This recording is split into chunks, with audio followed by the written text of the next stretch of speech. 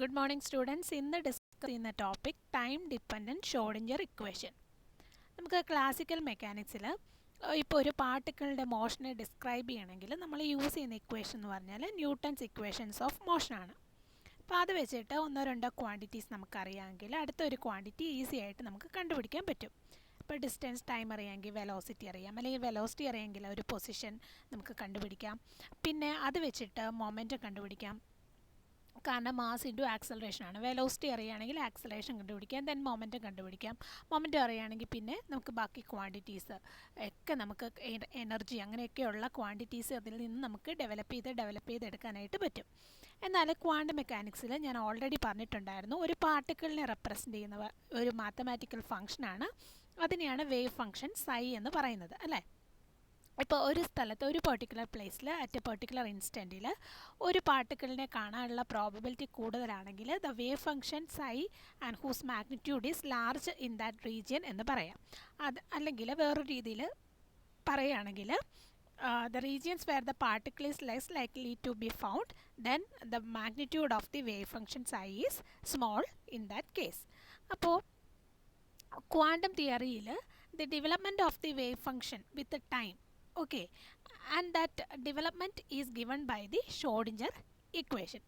അപ്പോൾ ഷ്രോഡിഞ്ചർ ഇക്വേഷനിൽ നിന്ന് നമുക്ക് അതിൻ്റെ സൊല്യൂഷൻ കണ്ടുപിടിക്കുകയാണെങ്കിൽ സൈയുടെ സൊല്യൂഷൻ കണ്ടുപിടിക്കാം. അപ്പോൾ അത് വെച്ചിട്ട് നമുക്ക് ഒരു പാർട്ടിക്കിളിനെ ഡിസ്ക്രൈബ് ചെയ്യാനായിട്ട് പറ്റും. അപ്പോൾ ടൈം ഡിപ്പെൻഡൻറ്റ് ഷ്രോഡിഞ്ചർ ഇക്വേഷനാണ് ഇന്ന് നമ്മൾ എടുക്കാനായിട്ട് പോകുന്നത്.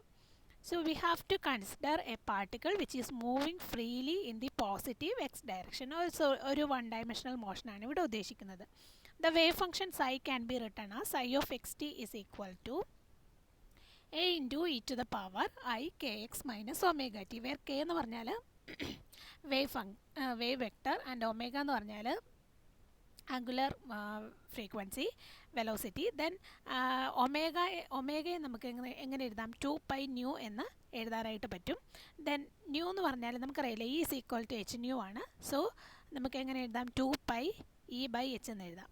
ഇനി വേവ് വെക്ടർ കെ എന്ന് പറഞ്ഞാൽ എന്താണ്? 2π ലാംഡയാണ് general equation. Lambda is equal to h/p എന്നറിയാം. അങ്ങനെയാണെങ്കിൽ 1 ലാംഡ എന്ന് പറഞ്ഞാൽ എന്ത് വരും? p/h വരും. ഞാൻ അതും ഇവിടെ സബ്സ്റ്റിറ്റ്യൂട്ട് ചെയ്തു.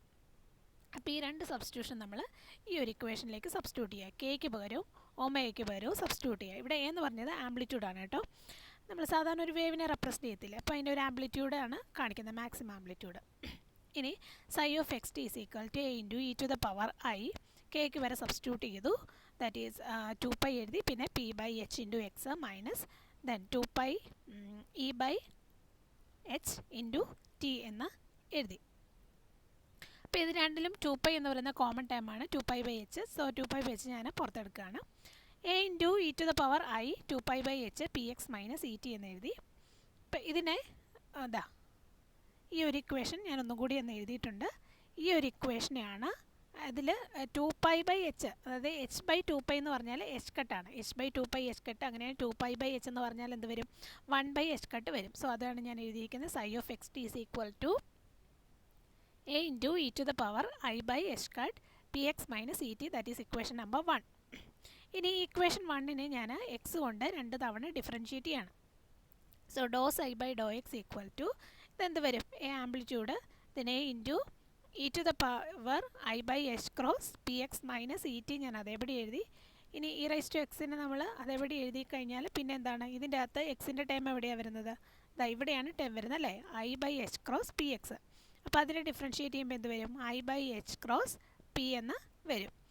ഇനി ഇതിനെ ഒന്ന് അറേഞ്ച് ചെയ്ത് എഴുതിയിരിക്കുന്നതേ ഉള്ളൂ. I/h cross P A into E to the power I/h cross P X minus E T എന്ന് എഴുതിയിരിക്കുന്നു.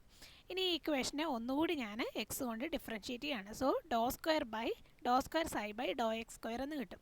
ഡോ square psi by Dr X square എന്ന് പറയുമ്പോൾ എന്താണ്? ഒരു തവണ കൂടി ഇതൊന്ന് മൾട്ടിപ്ലൈ ചെയ്താൽ മാത്രം മതി, അല്ലേ? ഒന്ന് ഡിഫറൻഷ്യേറ്റ് ചെയ്താൽ മതി ഈ ഒരു ടൈമിന്. So I/h cross p into a to the power a into e to the power I/h cross px minus et into I/h cross p. So ഇവിടെ ഐയും ഉണ്ട്, ഇവിടെ ഐയും ഉണ്ട്. ഐ സ്ക്വയർ എന്ന് പറഞ്ഞാൽ -1 ആണ്. സോ അതുകൊണ്ടാണ് ഇവിടെ മൈനസ് ഇട്ടേക്കുന്നത്. പിന്നെ h cross square by h cross square. Then ഇവിടെ ഒരു പി ഉണ്ട്, ഇവിടെ ഒരു പി ഉണ്ട്, അല്ലേ? അപ്പോൾ പി എന്ന് പറഞ്ഞാൽ ഇവിടെ പി എക്സ് സ്ക്വയർ എന്ന് എഴുതിയേക്കുന്നതിൻ്റെ കാരണം വെച്ചാൽ particle is moving in the X direction എന്ന് നമ്മൾ ആദ്യം പറഞ്ഞുകൊണ്ടാണ്. നിങ്ങൾക്ക് വേണമെങ്കിൽ പി സ്ക്വയർ എന്ന് മാത്രം എഴുതിയാലും കുഴപ്പമൊന്നുമില്ല. So P square by H cross square into സൈ. കാരണം ഇത്രയും ടേം എന്താണ്, ഇത്രയും ടേം എന്ന് പറഞ്ഞാൽ നമ്മുടെ വേവ് ഫംഗ്ഷനെ റെപ്രസെൻ്റ് ചെയ്യുന്ന ടേമാണ്, അത് സൈ ആണ്. നമ്മൾ ഓൾറെഡി ഇവിടെ എഴുതി വെച്ചിട്ടുണ്ട്. Psi is equal to I by H cross P X minus E T. അപ്പോൾ അതേ ടൈം തന്നെയാണ് ഇവിടെ വന്നിരിക്കുന്നത്. സോ ഇത്രയും ടൈമിന് പകരം സൈ എന്നും കൂടി റെപ്രസെൻറ്റ് ചെയ്തിരിക്കുന്നു. അപ്പോൾ ഇതിൻ്റെ അകത്തുനിന്ന് പി സ്ക്വയർ സൈ എങ്ങനെ എഴുതാൻ പറ്റും? Minus H cross square Dr square psi by Dr X square എന്ന് എഴുതിയിരിക്കുന്നു. സോ ഇതാണ് നമ്മുടെ ഇക്വേഷൻ നമ്പർ 3 എന്ന് പറയുന്നത്. ഇനി ഇത് സെയിം ഇക്വേഷൻ ഏതാണ്? ഇക്വേഷൻ നമ്പർ 1നെ വീണ്ടും എന്താണ്, ഒന്ന് ടി കൊണ്ട് ടൈം കൊണ്ട് ഡിഫറൻഷിയേറ്റ് ചെയ്യുകയാണ്.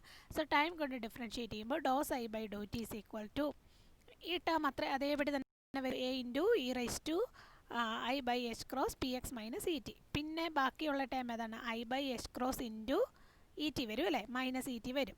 അപ്പോൾ ഞാൻ അതിനെ ഒന്ന് ഡിഫറൻഷിയേറ്റ് ചെയ്യുമ്പോൾ എന്ത് വരും? മൈനസ് ഐ, കാരണം ഇവിടെ മൈനസ് ഉള്ളതുകൊണ്ടാണ് കേട്ടോ ഈ മൈനസ് വന്നത്. Minus I by H cross I by H cross into E.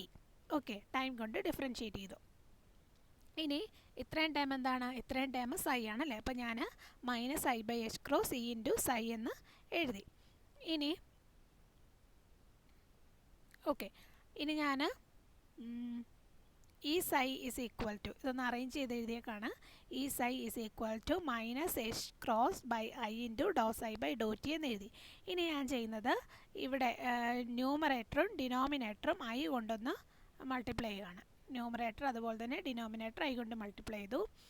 So നമുക്ക് ഇവിടെ ഐയും ഐയും വന്നു. അപ്പോൾ എന്ത് വരും? ഐയും വരുമ്പോൾ ഇവിടെ ഐ സ്ക്വയർ വരും, ഡിനോമിനേറ്ററിൽ ഐ സ്ക്വയർ വരും.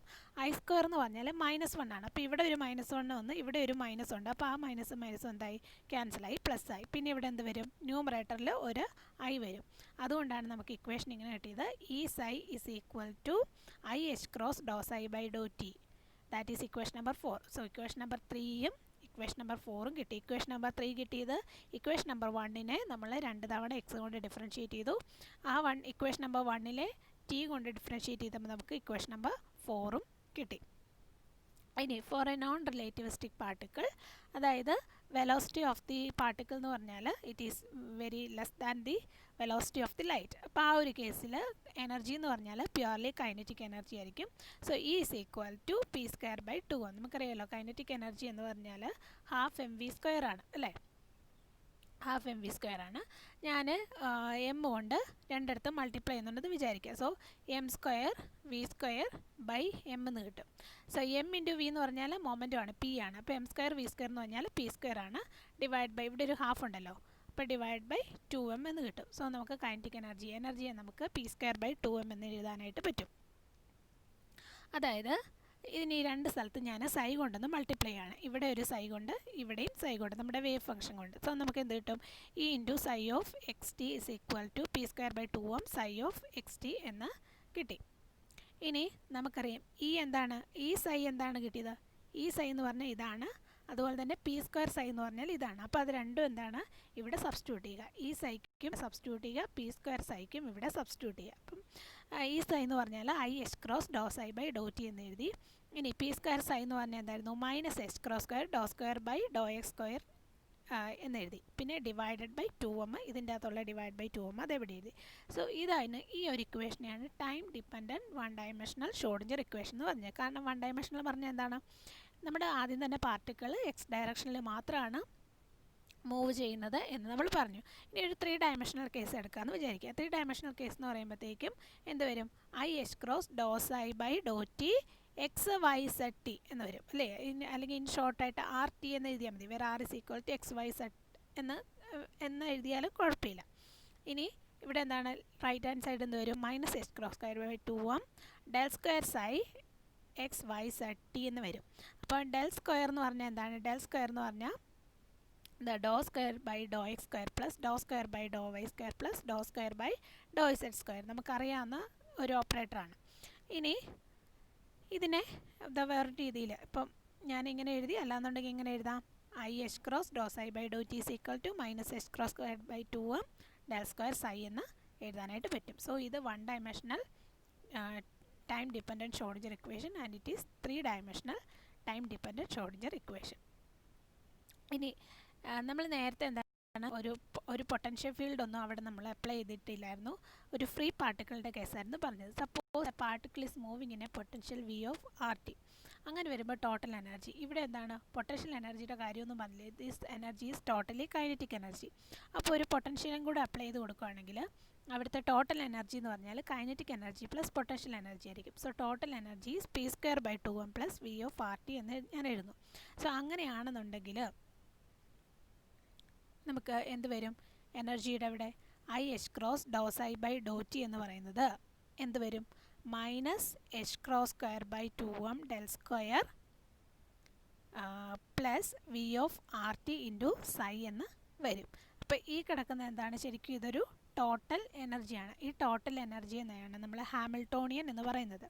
So this is A Hamiltonian operator which is operating on the wave function psi and we will get the corresponding energy value.